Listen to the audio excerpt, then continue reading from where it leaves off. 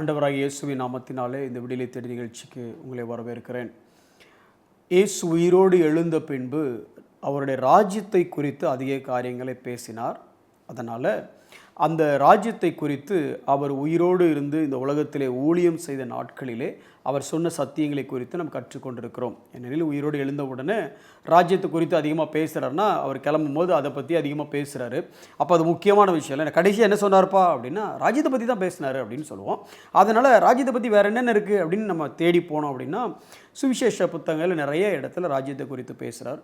குறிப்பாக மத்தேயு 13வது அதிகாரத்தில் அநேக ஓமைகளால் அதை குறித்து பேசுகிறார். அதில் முதல் ஓமையை குறித்து நம்ம தியானிச்சிட்ருக்கிறோம்.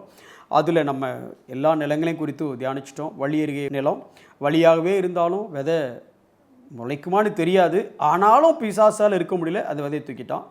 ரெண்டாவது வேகமாக முளைச்சிது, மண் கொஞ்சம் தான் இருந்துச்சு, ஆனால் வேகமாக முளைச்சிது, ஆனால் கீழே பாறை இருந்ததுனால அதால் வளர முடியல. மூணாவது நல்ல நிலம், நல்ல விதை, எதை போட்டாலும் விளையுது, ஆனால் என்ன பிரச்சனை அப்படின்னா மற்றது சேர்ந்து விளைஞ்சதுனால அது வேகமாக விளைஞ்சிது. எது முள் இதெல்லாம் வேகமாக விளைச்சலை கொடுத்ததுனால இதை நொறுக்கி போட்டுடுச்சு. இப்போ கடைசியாக இருக்கிற நிலம் நல்ல நிலம். இந்த நிலத்தை குறித்து சொல்லும் பொழுது வசனம் எப்படி சொல்லுது? சில விதையோ நல்ல நிலத்தில் விழுந்து சிலது 100ஆகவும் சிலது 60ஆகவும் சிலது 30ஆகவும் பலன் தந்தது. இந்த பேரபிளில் ஒரு முக்கியமான காரியத்தை நீங்கள் கவனிக்கணும் அப்படின்னு நினைக்கிறேன். இதில் சில விதையோ நல்ல நிலத்தில் விழுந்தது அப்படின்னு இருக்கு. இங்கே பிரசங்கம் பண்ணுறவர் யார் அப்படின்னா இயேசு கிறிஸ்து. விதைக்கிறவர் யாருன்னா இயேசு கிறிஸ்து இந்த இடத்துல. அப்போது மாம்சத்தில் வந்த வார்த்தை அல்லது மாம்சமான வார்த்தை விதைக்கும் போது கூட 100க்கு 100 விளைச்சல் இல்லை. அல்லது இப்படி சொல்லாமா, வார்த்தையை பிரசங்கிக்கும் போது கூட 100க்கு 100 விளைச்சல் கிடைக்கல. அப்போது இந்த விளைச்சல் கிடைக்காததுக்கு என்ன காரணம் அப்படின்னு சொல்லி நம்ம தியானிக்க போகிறோம். இங்கே வசனம் சொல்லும்போது பார்த்தீங்க அப்படின்னா சில விதையோ நல்ல நிலத்தில் விழுந்து. அப்போ இந்த நிலங்கிறது ஒரு முக்கியமான ஃபேக்டராக இருக்குது. நிலம் நல்ல நிலமாக இருந்ததுனால சிலது 100ஆகவும் சிலது 60ஆகவும் சிலது 30ஆகவும் பலன் தந்தது. இது ஏன் ரொம்ப அழுத்தி இதை நான் சொல்கிறேன் அப்படின்னா, பல நேரத்தில் நம்ம விதையை விதைக்கிறோம், தப்பு இல்லை, ஆனால் அதுக்கு முன்னே கொஞ்சம் நிலத்தை பண்படுத்தினா நல்லா இருக்கும்னு நினைக்கிறேன். ஒரு நிலத்தில் விதைக்க போகிறதுக்கு முன்னே, எடுத்த உடனே விதைக்கிறதுக்கு முன்னே அந்த நிலத்தை கொஞ்சம், அது வழியருகே நேர்ந்த நிலமாக இருந்தால் கொஞ்சம் ப்ளவ் பண்ணலாம். அந்த இருதய கடினத்தை கொஞ்சம் ப்ளவ் பண்ணலாம். எத்தனையோ பேர் போய் மிதித்து ஹார்ட்டாக இல்லை ஒரு ரக்கட் ஹார்ட்டாக மாறி, இல்லை எத்தனையோ பேரால் அப்ரெஸ் பண்ணப்பட்டு அந்த ஹார்ட் ஒருவேளை ரொம்ப ஒரு ஸ்டோனி ஹார்ட்டாக இருந்துச்சு அப்படின்னா கொஞ்சம் அதை கொஞ்சம் நம்ம மெல்ட் பண்ண அதை நம்ம முயற்சி பண்ணலாம். அதுக்காக நம்ம முயற்சி நான் சொல்ல வரல, பண்படுத்துகிற வேலையும் நம்மளுடைய பிரசங்கிக்கிறவர்களுடைய வேலையில் பண்படுத்துகிற வேலையும் இருக்குது அப்படின்னு சொல்ல வரேன். அதுக்கு அடுத்து கொஞ்சம் முள்ளுள்ள நிலமாக இருந்தால் அந்த முள்ளு உள்ள விதைகள் அங்கே கிடந்துச்சுன்னா அதை தூர எடுத்துகிட்டு நல்ல விதையை விதைக்க போதுக்கு முன்னே அங்கே கிடக்கிற மோசமான விதையெல்லாம் தூர எடுத்தோம் அப்படின்னா அந்த கிரவுண்டு சுத்தமாக இருக்கும், அந்த நல்ல விதையை மட்டும் முளைக்கும். ரெண்டாவது இன்னொரு நிலத்தை பார்த்தோம், கீழே கல் இருக்குது, மேலே மண்ணாக இருக்குன்னு டக்குன்னு விதைக்கிறதுக்கு முன்னே வேறு ஏதாவது உள்ள கல் இருக்கா, இருதய கடினம் இருக்கா அப்படின்னு சொல்லி அதை ரிமூவ் பண்ணலாம். இதெல்லாம் பேசிக்காக ப்ரிமினரி ஒர்க் அப்படின்னு சொல்லலாம். Before you so you have to do all this things. ஒரு விவசாயத்தை பார்த்தாலே நமக்கு புரியும்ல, விதைக்க போகிறதுக்கு முன்னே அவங்க என்னென்ன ப்ராசஸ் பண்ணுவாங்க, இந்த ப்ராசஸ்லாம் பண்ணாததுனால வரக்கூடிய கான்சிக்வன்சஸை கூட இதை பார்க்கலாம். சரி, இப்போ நல்ல நிலத்தை பார்ப்போம். இந்த நல்ல நிலத்தில் சிலது 100 சிலது 60 சிலது 30ஆகவும் பலன் தந்தது. அப்போ இந்த நல்ல நிலம் யார்? அப்போ கொஞ்சம் அப்படி பார்த்தா தான் நம்ம நல்ல நிலமான்னு பார்க்கலாம். அதே அதிகாரத்தில் 15வது வசனம் அந்த நல்ல நிலம் எப்படிப்பட்ட நிலம்னு சொல்லுது. எப்படி? நல்ல நிலத்தில் விதைக்கப்பட்டவர்கள் வசனத்தை கேட்டு அதை உண்மையும் நன்மையுமான இருதயத்தில் காத்து எங்கே வச்சு? இருதயத்தில். எப்படிப்பட்ட இருதயம்? உண்மையான இருதயம், நன்மையான இருதயம், இதில் வைத்து காத்து பொறுமையுடனே பலன் கொடுக்கிறவர்களாக இருக்கிறார்கள். அப்போ இந்த ஹார்ட்டை குறித்து பார்க்கும் பொழுது அது ஒரு ஒபீடியன்ட் ஹார்ட், அது ஒரு ஃபெய்த்ஃபுல் ஹார்ட், அது ஒரு ஹார்ட் ஆஃப் பேஷன்ஸ். அதுக்கப்புறம் இட் பிகம் ஃப்ரூட்ஃபுல் ஹார்ட்டாக மாறுறதுக்கு முன்னே அங்கே என்னெல்லாம் நடக்குதுன்னு பார்க்குறோம்ல. ஒரு ஃபெய்த்ஃபுல் ஹார்ட், அது ஒரு ஒபீடியன்ட் ஹார்ட், அது ஒரு பேஷன்ஸ் ஹார்ட், தென் அது ஃப்ரூட்ஃபுல்லாக இருக்குது. சரி, நம்ம அப்படி இருக்கோமா? அதாவது நாம் நல்ல நிலமா அப்படிங்கிறதுக்கு ஒரு சின்ன பிரதர், நீங்கள் இது எங்களுக்கு சொல்லணும்னு அவசியம் இல்லை. நாங்கள் ரட்சிக்கப்பட்டு நாங்கள் எத்தனையோ இதெல்லாம் சுவிசேஷத்தை பற்றி எப்போ நாங்கள் கேட்டு இவ்வளோ வருஷமாக நாங்கள் ஆண்டவரை வாழ்ந்துட்டுருக்குறோம், அல்லது சபையில் ஐக்கியமாக இருக்கிறோம், நாங்கள் நல்ல நிலம்தான் அப்படின்னா சூப்பர். இந்த நல்ல நிலமா நம்ம இருக்கிறோமா அப்படிங்கிறத கொஞ்சம் குவாலிட்டி செக் பண்ணலாமா? நல்ல நிலம்தான், ஆனால் நல்ல நிலத்துக்குன்னு சில தகுதிகள் இருக்குது. நல்ல நிலம் செய்யக்கூடிய காரியங்கள்னு சில காரியங்கள் இருக்குது. அல்லது இதெல்லாம் வச்சு தான் நல்ல நிலம்னு சொல்கிறாங்க. இன்றைக்கி நான் நல்ல நிலம் ஆகிட்டேன். அதாவது ஃபார் எக்ஸாம்பிள் நான் படித்து டிகிரி வாங்கிட்டேன். டிகிரி வாங்கினேன் அப்படின்னா டக்குன்னு சைன் போட சொல்லும் போது எனக்கு தெரியாது பிரதர்னு சொல்ல முடியாதுல்ல. அப்போ நான் போடுற சைனை வச்சே ஒரு விஷயத்தை கண்டுபிடிக்கலாம், ஏதோ பையன் கொஞ்சம் படிச்சிருக்கான் அப்படின்னு சொல்லி. நான் பேசுகிற லாங்குவேஜை வச்சே கொஞ்சம் கண்டுபிடிச்சிக்கலாம், ஓ பையன் ஏதோ படிச்சிருக்கான் அப்படின்னு சொல்லி. ரெண்டாவது நான் எழுதுகிற ஆர்டிக்கலை வச்சு இன்னும் பையன். அப்போ என்ன தெரியுது, இந்த மாதிரி காரியங்கள்லாம் படிச்சிருந்தா இந்த மாதிரி காரியங்களை செய்வாங்க அப்படின்னு இருக்குல்ல. அதே மாதிரி நீங்கள் நல்ல நிலமாக இருந்தீங்கன்னா என்னென்ன செஞ்சுருப்பீங்கன்னு ஒரு சில காரியத்தை வேகமாக சொல்கிறேன் பாருங்களேன்.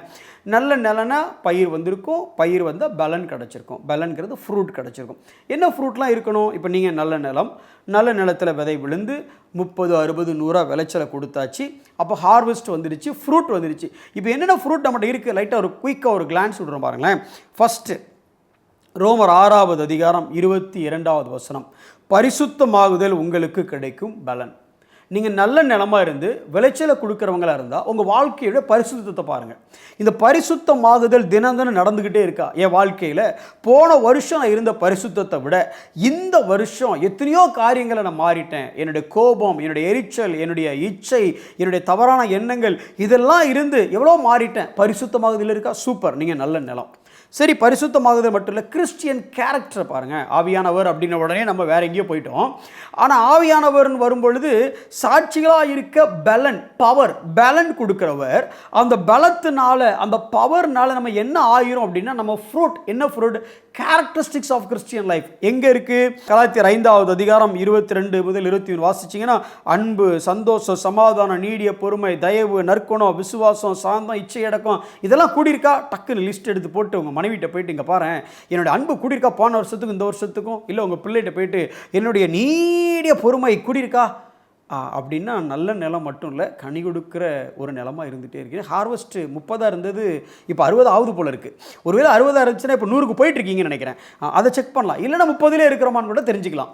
அதுக்கு அடுத்து பார்த்தீங்கன்னா குட் ஒர்க்ஸ். கொலேசியர் 1வது அதிகாரம் 10வது வசனம் எப்படி சொல்லுகிறது, சகலவித நற்கிரியைகளுமாகிய கனியை தந்து. கடைசியாக நீங்கள் செஞ்ச நற்கிரியை என்னன்னு யோசிச்சு பாருங்கள். நற்கிரியைனா உடனே உங்கள் வீட்டுக்கு பொருள் வாங்கி ஒன்றுது, வீட்டுக்கு சம்பளம், அதை சொல்ல வரலங்க.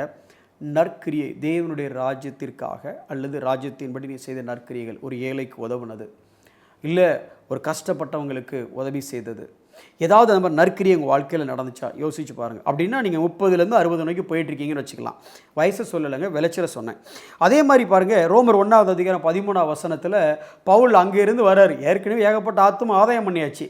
இப்போ வர்றது ரோமாபுரிக்கு வர்றதுக்கு, அப்போ வர்றதுக்கு முன்னே எழுதுறாரு, நான் அங்கேயும் வந்து சில ஆத்துமா ஆதாயம் பண்ணிடுறோம் பார்த்துக்கோ. ரோமர் 1:13.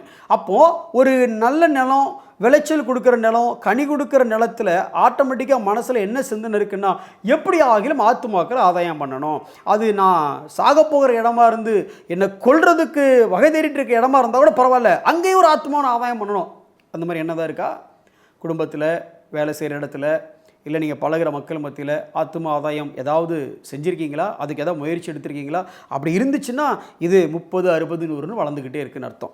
அது மாத்திரம் இல்லை, இன்னும் பாருங்கள், ஷேரிங் வாட் வி ஹேவ், கொடுக்குற எண்ணம். ரோமர் 15வது அதிகாரம் 25 முதல் 28 வசனங்களை வாசித்து பார்த்தீங்கன்னா, பரிசுத்தவான்களுக்குள்ளே தரித்திரராக இருக்கிறவங்களுக்கு பொருளால் உதவி செய்யக்கூடிய அப்படி மனப்பான்மை வந்திருக்கா? ஒரு கஷ்டப்படுற ஊழியக்காரரை பார்த்தோன்னா நம்மளுடைய லக்ஸுரிய லைஃப்பை கொஞ்சம் கட் ஷார்ட் பண்ணிவிட்டு அவர் வாழ்க்கையில் அவருடைய தேவையான பேசிக் நீட்ஸ் அவங்க அதை செய்யக்கூடிய அளவுக்கு நம்ம மனப்பான்மை இருக்குதா? நாம் இன்றைக்கி உயர்த்துறதும் கொடுக்குறதும் யாருக்குன்னா உயரத்தில் இருக்கிறவங்களுக்கு தான். நான் அதை பற்றி பேச வரல.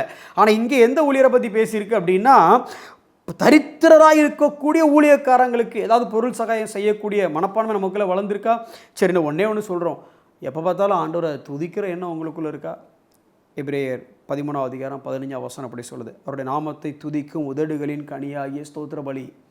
எப்போதும் எதற்கெடுத்தாலும் ஆண்டவரை துதிக்கக்கூடிய ஒரு மனப்பக்குவம் எனக்கு இருக்குதா? நல்ல நிலமாக இருந்தால் நல்ல செடி வந்திருக்கும். நல்ல செடி வளர்ந்துச்சுன்னா அது நல்ல விளைச்சலை கொடுத்துருக்கும். நல்ல விளைச்சலை நீங்கள் கொடுக்குறவங்களா இருந்தால் இப்போ நான் சொன்ன கனிகள்லாம் உங்கள்கிட்ட வளர்ந்துருக்கும். 30, 60, 100. Better everyday. நீங்களும் நாளும் நல்ல நிலமாக இருந்து விளைச்சலை கொடுக்குறவங்களா இருந்தோமானால், கொஞ்சம் நான் சொன்ன இந்த கனிகள், என்னுடைய பரிசுத்தமாகுதல், என்னுடைய ஆவியின் கனி, என்னுடைய நற்கிரியையினும் கனி, என்னுடைய ஆத்தும ஆதாயங்கிற கனி, என்னுடைய பொருள் சகாயம் மற்றவர்களுக்கு ஷேர் பண்ணுற அந்த கனி, எல்லாத்துக்கும் மேலே துதிகளின் பலி, இதெல்லாம் என்கிட்ட இருக்கா? இதெல்லாம் என்கிட்ட கூடியிருக்கா? விளைச்சல் கொடுக்குற ஒரு நிலமா மரமாக நான் இருக்கிறேனா? கண்களை மூடி நாம் செபிப்போம். ஆண்டவரே, உம்முடைய கிருபையினாலே நாங்கள் நல்ல நிலமாக அறியப்பட்டிருக்கிறபடியால் நன்றி செலுத்துகிறோம். உம்முடைய இரக்கத்தினாலே விளைச்சலை கொடுக்கிறவர்களாக நாங்கள் உருமாற்றம் செய்யப்பட்டிருக்கிறதற்காக நன்றி செலுத்துகிறோம். ஆவியானவரும் வசனமும் இசைந்து எங்களை உருவாக்க நாங்கள் இன்னும் அதிகமாக இடம் கொடுக்க எங்களை உதவி செய்யுங்க ஆண்டவரே. ஒருவேளை 30 மடங்கு நாங்கள் கனி கொடுத்து கொண்டிருந்தோம் என்றால், நாங்கள் 60ஆகவும், 60ஆக இருக்கிற நாங்கள் 100ஐ நோக்கி ஆண்டவரே, கிறிஸ்துவின் சாயலை நோக்கி நாளொரு வண்ணம் பொழுதொரு மேனியாக மாறுவதற்கும் எங்களுக்கு நிற்கிருபை தாரும். ஸ்டாக்னண்டாக எங்கே இருந்தோமோ அங்கேயே நாங்கள் இருக்காதபடி நாங்கள் உமக்குள்ள உம்மை போல மாற எங்களுக்கு நிற்கிருபை செய்யும். இயேசுவின் நாமத்தில் பிதாவே, ஆமென்.